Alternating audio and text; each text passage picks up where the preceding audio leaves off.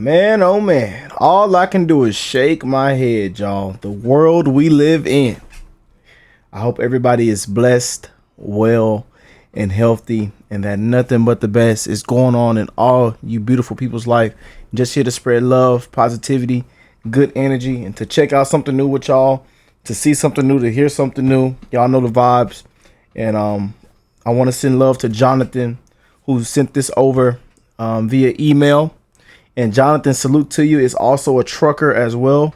And in this video, we're going to be talking about and reacting to a trucker that used to make 6 figures, now only makes minimum wage as a trucker.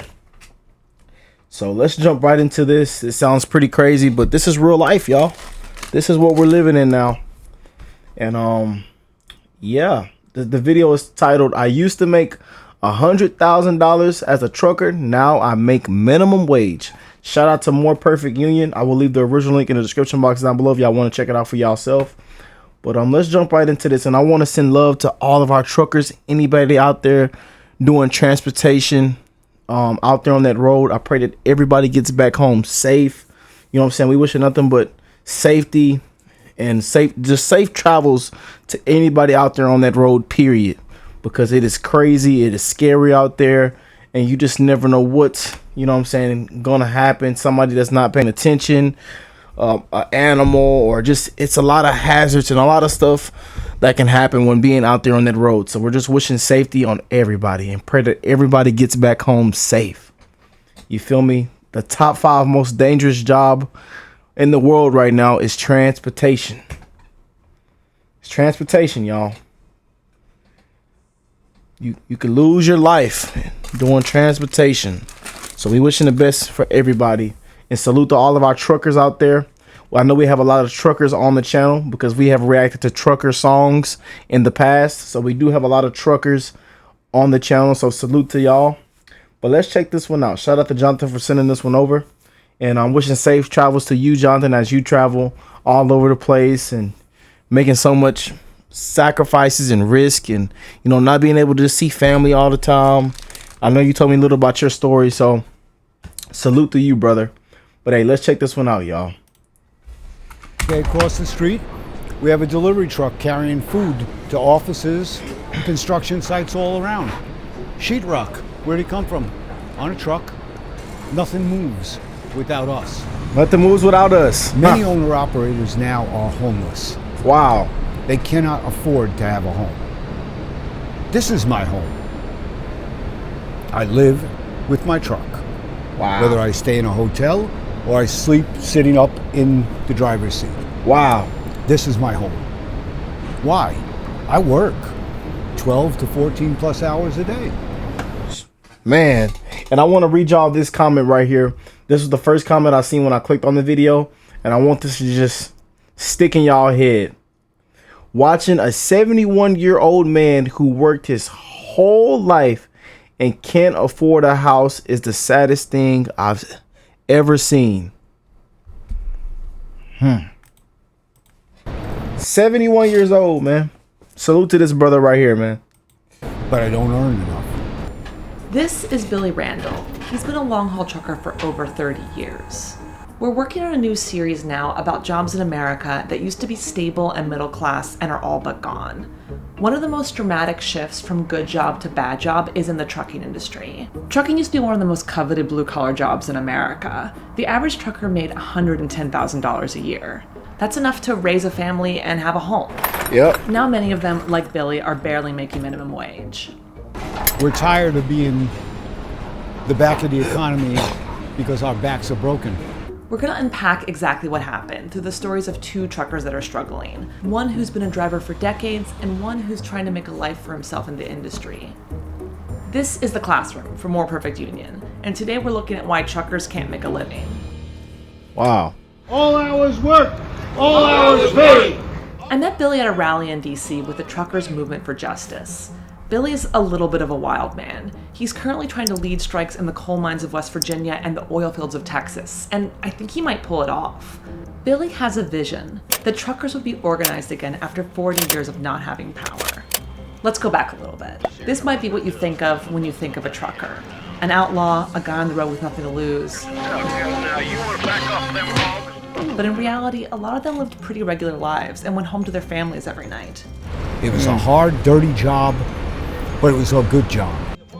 The truckers I met in Washington all had the same complaints. A breakdown, honestly, it'll put me out of bed. I don't want to lose my company, I don't want to lose my trucks, I don't want to lose my home. The pay is low, the cost of doing business is high. Let's get back to Billy. Like 350,000 other drivers in America, Billy is an owner-operator, meaning he owns his own truck.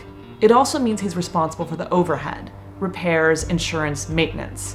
And if something goes wrong, it can cost him. Yeah. Today the truck broke down. A very minor repair, but nonetheless, it created a problem with the delivery.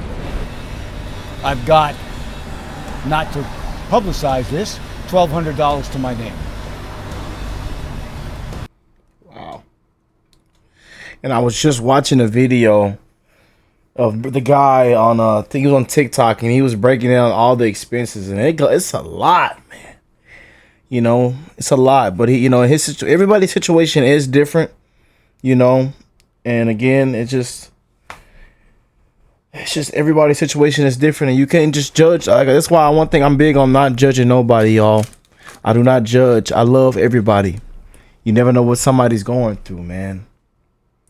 You know, and I seen one crazy TikTok and short on YouTube of people showing off their truck of the high mileage these trucks can get up to, like 1.5 million, 2 million, 3 million. We even seen a truck that was a 1985 Peterbilt or something like that. I don't know what that brand name was, but it's something like Peterbilt, something, I don't know. But that truck had 4 million miles on it. It was a 1985. That was so cool to me. But anyways, let's get back into this, y'all. My bad. Truckers like to say if you bought it, a truck brought it. Truckers take great pride in that work, but that work can often be pretty tough for them. This is Steve Velli, a former truck driver who's been studying the industry for over a decade. Steve says one of the main causes of wage decreases was deregulation. Before the 1930s, trucking was unregulated and stuck in boom and bust cycles. The economy would be strong and things would be moving in trucks. And then suddenly there would be a downturn and truckers were out of work.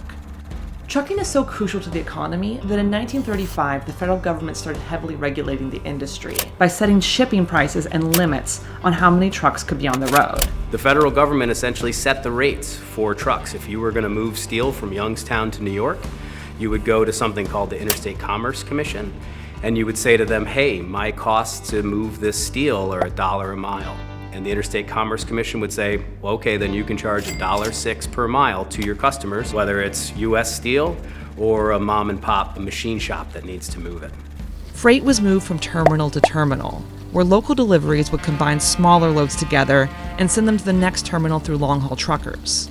What that meant for drivers was a lot of them were home every night and they had regular schedules. It also meant that those terminals were easier to unionize. The whole industry was unionized and regulated under the National Master Freight Agreement, negotiated by the Teamsters, which was one of the most powerful unions in the United States. That all ended when Jimmy Carter signed the Motor Carrier Act of 1980 in an effort to lower prices for consumers.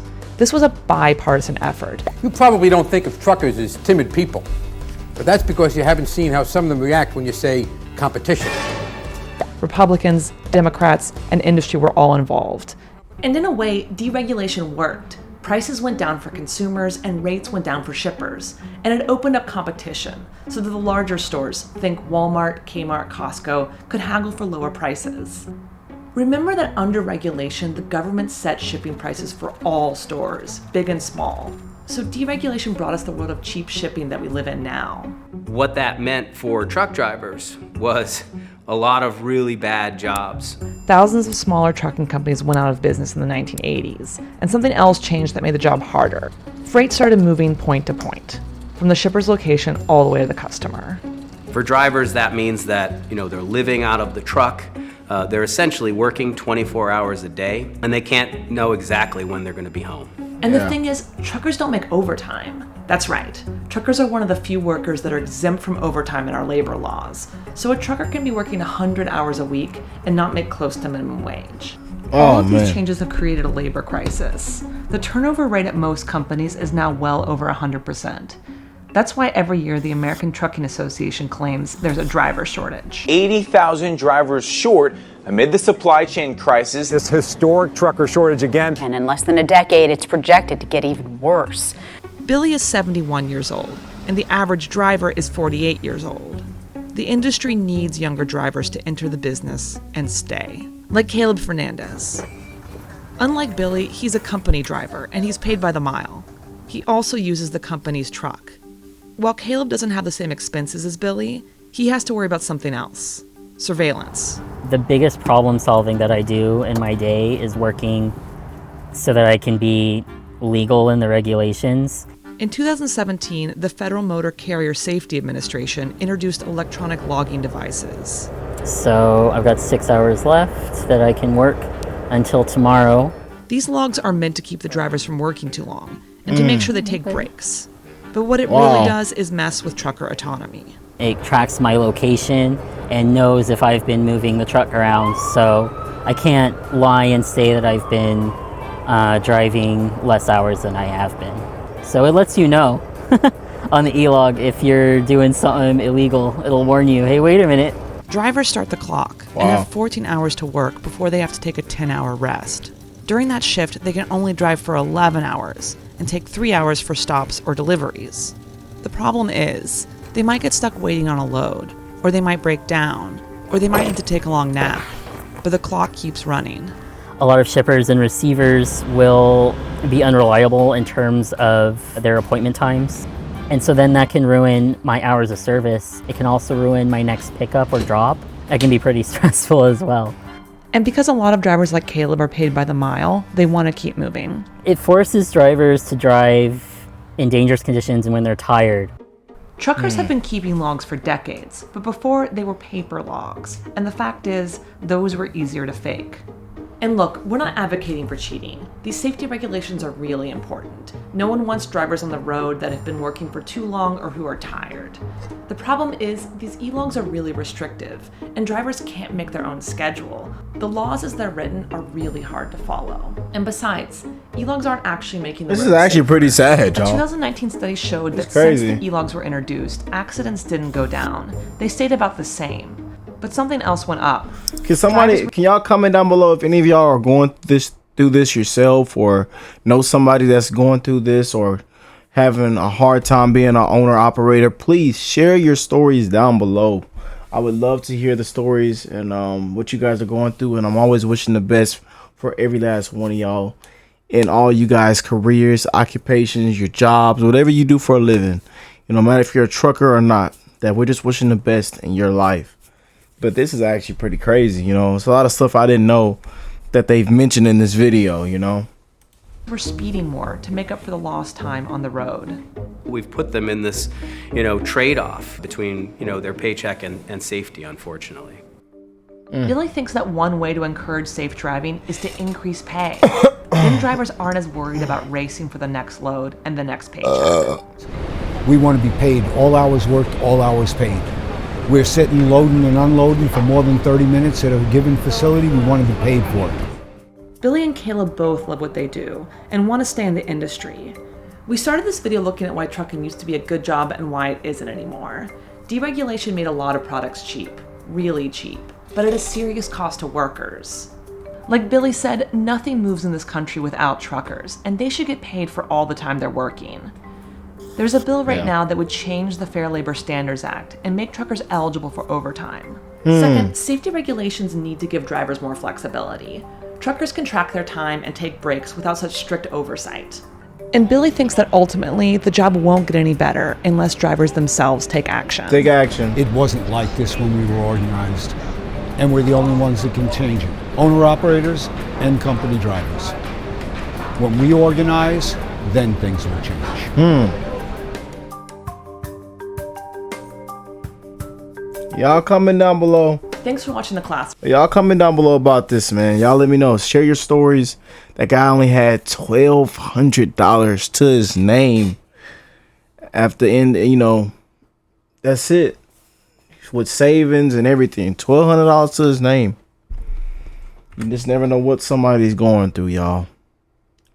You know, everybody's situation is different. But please share your experiences, your stories. How is your trucking life going? I would love to hear from my truckers on this video. And we're wishing the best in everybody's life, and we're wishing safety, that y'all get back home safe to your families, your loved ones. I pray that everybody gets back home safe. It is very, very dangerous out there. Because again, I tell y'all, transportation is in the top 5 dangerous jobs and occupations, right now as we speak. And I used to do, transportation as my full-time job, and I have seen a lot being out there on that road. A lot. A lot of stuff has happened while I was driving. So just imagine what somebody else that drives almost 100,000 miles a year, It's crazy out there. So y'all, please be safe. I love y'all. And hey,